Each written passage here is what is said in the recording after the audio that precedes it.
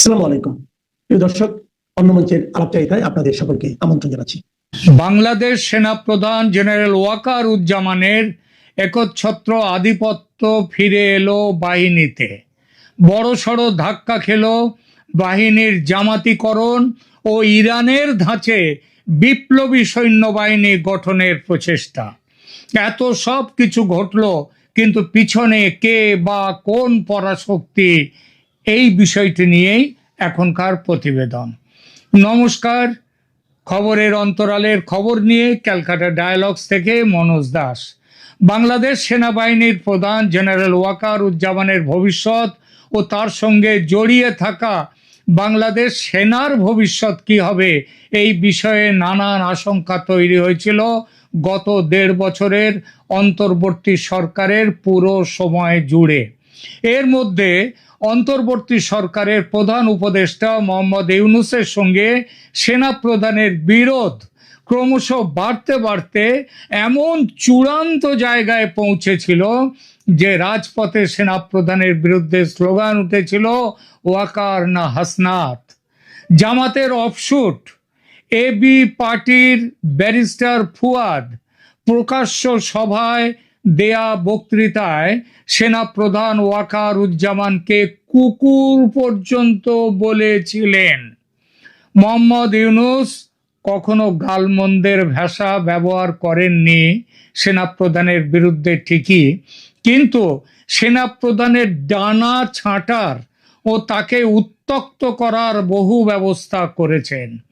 বাংলাদেশ সরকারের ভিতর জাতীয় নিরাপত্তা উপদেষ্টার পদ আগে ছিল না। খলিলুর রহমানকে সেই পদে বসিয়ে ওয়াকার উজ্জামানের ক্ষমতা কমিয়ে দিয়েছিলেন ইউনূস। সেনা প্রধানের তীব্র বিরোধ সত্ত্বেও অপরাধ ট্রাইব্যুনালের দায়রায় সেনা অফিসারদের বিচার করার ব্যবস্থা করেছিলেন ইউনূস। এমনকি ১.৫ মাস আগে এই জানুয়ারিতে খলিলুর রহমান, কামরুল হাসান, ফয়জুর রহমানদের দিয়ে সেনার অভ্যন্তরে একটি নরম অভ্যুত্থানের চেষ্টা করেও ব্যর্থ হয়েছিলেন মোহাম্মদ ইউনূস ও তার প্রধান পৃষ্ঠপোষক জামায়াতে ইসলামী। মাঝে একটা সময় মনে হয়েছিল সরকারের চাপের মুখে ভেঙে পড়বেন ওয়াকার উজ্জামান। হাজার গালমন্দ খেয়ে, অপমান সয়ে মুখ বুজে পড়েছিলেন। দেশের লোকের মনে এই সন্দেহ একেবারে বদ্ধমূল হয়ে উঠেছিল যে এই জেনারেলের যেমন নিজের মান সম্মান বোধ নেই, তেমনি ইনি সেনার মান সম্মান রাখতেও উদ্যোগী নন। এখন ১২ই ফেব্রুয়ারির ভোটের পর আজকের দিনে এসে বোঝা যাচ্ছে জেনারেল ওয়াকার উজ্জামান ঝড় সামাল দিয়ে যাচ্ছিলেন এতদিন। আজ ঝড় যখন নেই, যখন আলো ফুটতে শুরু করেছে, মেঘ হালকা হচ্ছে, তখন তিনি তার অপমানের বদলা নিতেও শুরু করেছেন এবং বেশ কয়েকটা হিসেব ইতিমধ্যে কষে দিয়েছেন। সেনাবাহিনীর ভেতরে জামাতপন্থীরা ক্ষমতার দখল প্রায় নিয়ে ফেলেছিল। তাদের পেছনে ছিল পাকিস্তানের আইএসআই, পাকিস্তানের সরকার এবং তার সঙ্গে আমেরিকার সমর্থনও। আমেরিকা যে অন্তর্বর্তী সরকারের শেষ দিকে এসে জামায়াতে ইসলামীর সমর্থনে নেমে পড়েছিল, সে কথা আজ আর গোপন নেই। আর এর ফলে বিপদে পড়েছিলেন সেনাপ্রধান ও তার সঙ্গে বাংলাদেশ সেনার পুরো স্ট্রাকচার। কিন্তু সাম্প্রতিক সময়ে সেনার অভ্যন্তরে কয়েকটি রদবদল দেখে বোঝা যাচ্ছে ইউনূসের বিদায় ও বিএনপির বিজয়ের ফলে জেনারেল জামান শক্তি ফিরে পেয়েছেন আর সেই শক্তির ব্যবহারও করছেন। তিনি ইতিমধ্যেই একটা বিএনপির প্রধানমন্ত্রী তারেক রহমানের সাথে একটা আন্ডারস্ট্যান্ডিংয়ে এসে গেছেন, বোঝাপড়ায়।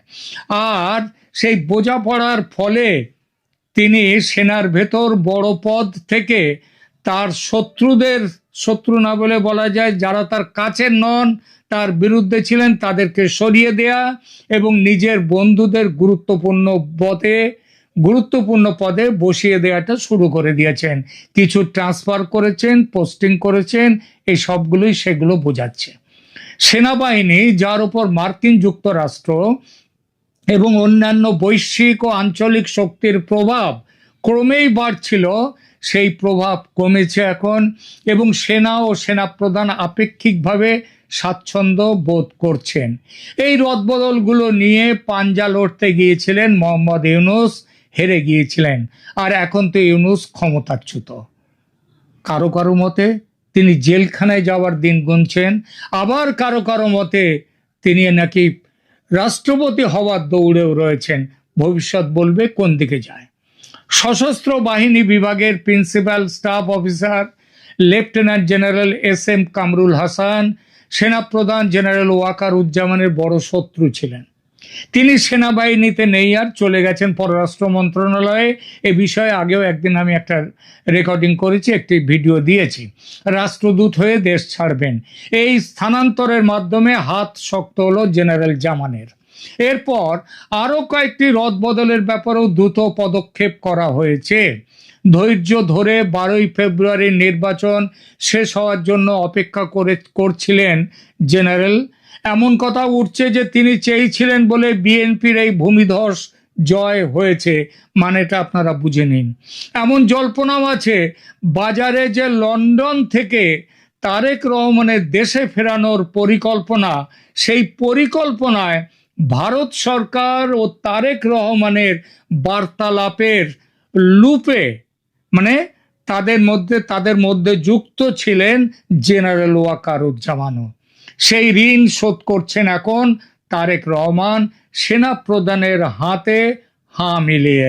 একটাই শুধু ব্যাপার, খলিলুর রহমানকে পররাষ্ট্রমন্ত্রী করেছেন, সেটা অন্য চাপে। সেই বিষয় নিয়েও আগে একদিন ভিডিও করেছি, দেখে নিতে পারেন। কিন্তু তার থেকে বড় কথা হচ্ছে জেনারেল জামান সেনাবাহিনীর ওপর পূর্ণ কর্তৃত্ব পুনঃপ্রতিষ্ঠার পথে বেশ কয়েকটি বাধা পেরিয়ে এসছেন, বাধা দূর করেছেন। কামরুল হাসান দূর হয়েছেন। জাতীয় নিরাপত্তা উপদেষ্টার সচিবালয়ের মাধ্যমে সেনাবাহিনীর যে খবরদারি করতেন খলিলুর রহমান, সেটা আর এখন তিনি পারবেন না। সেনাপ্রধান তার বিশ্বস্ত লেফটেন্যান্ট জেনারেল মইনুর রহমানকে বাহিনীর দ্বিতীয় গুরুত্বপূর্ণ পদ চিফ অফ জেনারেল স্টাফ পদে নিযুক্ত করতে পেরেছেন। খলিল কামরুল চক্রের ক্রমাগত বিশৃঙ্খলা জেনারেল জামানের জন্য একটা বড় হুমকি ছিল। একাধিকবার সেনা সদর দপ্তরে গৃহীত সিদ্ধান্তগুলো এনএসএর মানে ন্যাশনাল সিকিউরিটি অ্যাডভাইজার খলিলুর রহমানের অফিস থেকে বাতিল করা হচ্ছিল। বিশেষ করে আপনাদের মনে থাকতে পারে, নবম পদাতিক ডিভিশনের প্রাক্তন জিওসি মেজর জেনারেল মঈন খানের পদোন্নতির সুপারিশ আটকে দেয়া এবং তাকে অবসর নিতে বাধ্য করা জেনারেল জামানের জন্য একটা লজ্জাজনক পরাজয় ছিল। এর মূলেও ছিলেন খলিলুর কামরুল চক্র। খলিলুর রহমানকে জাতীয় নিরাপত্তা উপদেষ্টা পদ থেকে অপসারণের পরপরই সেনাবাহিনীর উচ্চপদস্থ কর্মকর্তাদের মধ্যে উল্লেখযোগ্য রদবদল ঘটেছে। লেফটেন্যান্ট জেনারেল মাইনুর রহমান, যিনি আগে এআরটি ডিওসির জিওসি ছিলেন, তাকে সিজিএস পদে নিযুক্ত করা হয়েছে। 24তম পদাতিক ডিভিশনের প্রাক্তন GOC major general Mir Mushfiqur রহমানকে নতুন পিএসও এএফডি হিসাবে নিযুক্ত করা হয়েছে। বিদায়ী পিএসও লেফটেন্যান্ট জেনারেল কামরুল হাসানকে পররাষ্ট্র মন্ত্রণালয়ে রাষ্ট্রদূত হিসেবে পাঠিয়ে দিয়ে সেনাবাহিনী থেকেই দূর করে দিয়েছেন। ব্রিগেডিয়ার কায়সার রশিদকে মেজর জেনারেল পদে পদোন্নতি দেওয়া হয়েছে এবং ডিজিএফআই এর মহাপরিচালক নিযুক্ত করা হয়েছে তাকে। সেনাপ্রধানের জন্য সবচেয়ে লজ্জাজনক বিষয় ছিল যুদ্ধ অপরাধে অভিযুক্ত জামাতে ইসলামের নিয়ন্ত্রিত বেসামরিক আন্তর্জাতিক অপরাধ ট্রাইব্যুনালে অভিযুক্ত নিয়মিত সেনা কর্মকর্তাদের হাজির করতে বাধ্য করা। এটা ছিল তার লজ্জাজনক পরাজয়। বাংলাদেশের ইতিহাসে রক্তাক্ত বেসামরিক আদালত নামে পরিচিত সামরিক কর্মকর্তাদের বিচার ব্যতিক্রমী। সাধারণত সামরিক কর্মকর্তাদের বিরুদ্ধে অভিযোগ সামরিক আদালতে বিচার করা হয়। সেনা কর্মকর্তাদের একটি বড় অংশের চাপ সত্ত্বেও সেনা প্রধান, তৎকালীন আইসিটির প্রধান প্রসিকিউটর তাজুল ইসলামকে সামরিক কর্মকর্তাদের বেসামরিক আদালতে হাজির হওয়ার সিদ্ধান্ত থেকে সরে আসতে রাজি করাতে অনুরোধ করেও ব্যর্থ হন। কারণ তাজুল ইসলামের পিছনে ছিলেন মোহাম্মদ ইউনূস, পিছনে ছিল জামাত। প্রাক্তন প্রধান বিচারপতি রিফাত আহমেদের বাসভবনে গিয়ে তার সাথে দেখা করার এবং তাজুলকে সেনা সদর দপ্তরে তলব করার পরেও জেনারেল জামান বেসামরিক আদালতে সামরিক কর্মকর্তাদের বিরুদ্ধে অভিযোগ গঠন আটকাতে পারেননি। এটা তার পরাজয়। মোহাম্মদ ইউনূসের সাথেও তিনি দেখা করেছিলেন, যেদিন প্রধান বিচারপতির সাথে দেখা করেন সেই একই দিনে, তাতেও কোনো লাভ হয়নি। প্রাক্তন এনএসএ খলিলুর রহমান এবং লেফটেন্যান্ট জেনারেল কামরুল হাসানের সেনাবাহিনীর মধ্যে সমান্তরাল তত্ত্বাবধান সামরিক বাহিনীর মধ্যে অসন্তোষ তৈরি করেছিল। খলিলুর রহমানের অফিস কার্যকরভাবে বিকল্প সেনা দপ্তর হিসেবে কাজ শুরু করেছিল। পদোন্নতি এবং বদলির বাইরেও খলিল সামরিক সরঞ্জাম ক্রয় এবং অন্যান্য নীতিগত বিষয়ে হস্তক্ষেপ করার জন্য পিএসও কামরুলকে ব্যবহার করেছিলেন। জেনারেল জামানকে অস্থিতিশীল করার জন্য বেশ কয়েকটা প্রচেষ্টা করা হয়েছিল। তাকে ঊর্ধ্বতন কর্মকর্তাদের, জিওসি এবং অন্যান্য কমান্ডিং অফিসারদের সাথে ঘন ঘন বৈঠক করে অস্বস্তিকর পরিস্থিতি সামাল দিতে হয়েছিল। এক পর্যায়ে খলিলুর রহমানকে ঢাকা সেনা নিবাসে অনানুষ্ঠানিকভাবে, মানে কোনো আনুষ্ঠানিক কোনো হুকুম না দিয়ে, কোনো নির্দেশ জারি না করেও খলিলুর রহমানকে সেনানিবাসে অবাঞ্ছিত ব্যক্তি ঘোষণা করা করেছিলেন ওয়াকারুজ্জামান। আপাতত জেনারেল জামানকে সেই বিব্রতকর পরিস্থিতি থেকে মুক্তি দেয়া হয়েছে। জেনারেল জামানের জন্য আরেকটি সংবেদনশীল বিষয় হলো পূর্ববর্তী বিডিআর, বর্তমানে বিজিবিতে সেনা কর্মকর্তাদের হত্যাকাণ্ড। অভিযুক্ত বিডিআর সদস্যদের ইতিমধ্যেই দীর্ঘদিন আইনের আদালতে বিচার করা হয়েছে, তারা শাস্তি ভোগ করছে। তাদের বিভিন্ন মেয়াদের সাজা দিয়ে কারাদণ্ড দেয়া হয়েছিল। তবে গত 18 মাস ধরে আওয়ামী লীগ বিরোধী গোষ্ঠীগুলো শেখ হাসিনা সরকার এবং ভারতের মধ্যে সংযোগ আবিষ্কার করার ন্যারেটিভ নিয়ে এই মামলার গতিপথ পরিবর্তন করার চেষ্টা করেছে। সেনাপ্রধান আগেই ঘোষণা করেছিলেন, বিচার সম্পন্ন হয়েছে। ওই রাউত ক্লাবের মিটিংয়ে তিনি সেখানে বলেছিলেন অপরাধীরা তাদের সাজা ভোগ করছে। তিনি বলেছিলেন এখানে কোনো ইফস অ্যান্ড বাটস নেই, যদি বা কিন্তুর কোনো কথা নেই। তিনি রায়ের গতিপথ পরিবর্তনের যে কোনো প্রচেষ্টার বিরুদ্ধে ছিলেন এবং এখনো সেই জায়গায় দৃঢ় আছেন। জেনারেল জামানের পূর্ব ইতিহাসে জামাতের গন্ধ আছে শোনা যায়। যৌবনে ছাত্র শিবির করতেন, সবাই ভেবেছিল তিনি দৃঢ়ভাবে জামাতের সঙ্গে আছেন। 24-এর 5 আগস্টে যেভাবে তিনি একদম প্রথমেই আমিরে জামায়াত উচ্চারণ করেছিলেন, তখনও কিন্তু জামায়াত একটি নিষিদ্ধ রাজনৈতিক দল, তবু তাতে তিনি তার নামটাই প্রথমে বলেছিলেন আমিরে জামায়াত, এবং সেইটা বলার পরে মানুষের সন্দেহ আরো পাকা হয় যে ইনি জামাতের শিবিরের মানুষ। কিন্তু কচু উল্টে গাল ধরলো ভবিষ্যতে এসে।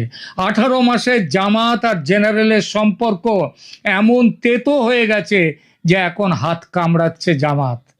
সেনাবাহিনীর শীর্ষ পদগুলির জামাতিকরণ প্রায় খতম হয়ে গেছে এবং জেনারেল জামানের কমান্ড পুরোপুরি প্রতিষ্ঠিত।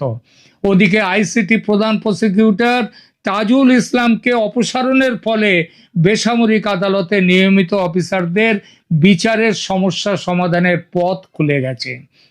জেনারেল জামান সেনাবাহিনীকে একটি পেশাদার বাহিনীতে রূপান্তরিত করার জন্য সক্রিয় প্রচেষ্টা করেছেন। তার জন্য সাধারণ সৈন্যদের মধ্যে তিনি জনপ্রিয়।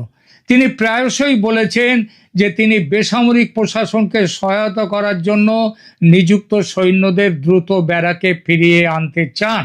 তবে ভঙ্গুর আইন শৃঙ্খলা পরিস্থিতির কারণে ইঞ্জিনিয়ার্ড একটি নির্বাচন তারপরে রাজনৈতিক সরকার গঠনের পরেও সেনাবাহিনী কিন্তু পুরোপুরি ব্যারাকে এখনো ফিরে আসেনি। খবরে প্রকাশ, এপ্রিল মাসে আফ্রিকায় জাতিসংঘের একটি মিশনে যোগদানের জন্য অফিসার ও সৈন্যদের একটি বিশাল দল গঠনের কথা রয়েছে। আরো বেশি মাত্রায় সেনাকে পাঠানো হবে জাতিসংঘে। এই দলের তালিকা গত জানুয়ারিতে চূড়ান্ত করা হয়েছিল।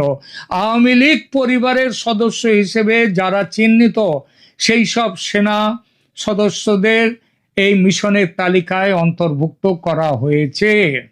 জুলাই আগস্ট 2024 সালের জনসাধারণের কেলেঙ্কারি বা গণপ্রতারণার পর শেখ হাসিনার আওয়ামী লীগ সরকারের পতন হয় এবং তারপর জেনারেল ওয়াকারুজ্জামান বাংলাদেশে নতুন করে ক্ষমতার কেন্দ্র হিসেবে আবির্ভূত হলেন। এখন জনসাধারণের একটি অংশ বিশ্বাস করে যে ইউনূস সরকারকে নির্বাচন করতে বাধ্য করে জেনারেল জামান একটি জাতীয় বিপর্যয় রোধ করেছেন, কিন্তু সেনাবাহিনীর উপর তার নিরঙ্কুশ যে নিয়ন্ত্রণ, সেটা কি তাকে কর্তৃত্ববাদী করে তুলবে? যা খুশি তাই করবেন তিনি? তা কিন্তু কিছুটা কাঁটা সেখানে আছে। Quartermaster general QMG lieutenant general Foyzur Rahman তার পদেই কিন্তু রয়ে গেছেন এবং ফয়জুর রহমান পাকিস্তানপন্থী, জামাতপন্থী এবং সেনাবাহিনীর 3 নম্বর গুরুত্বপূর্ণ পদে কিন্তু তিনি বসে আছেন। এটা মনে রাখতে হবে। ওয়াকারুজ্জামানের একমাত্র পথের কাঁটা হচ্ছেন quartermaster general Foyzur Rahman. ধন্যবাদ।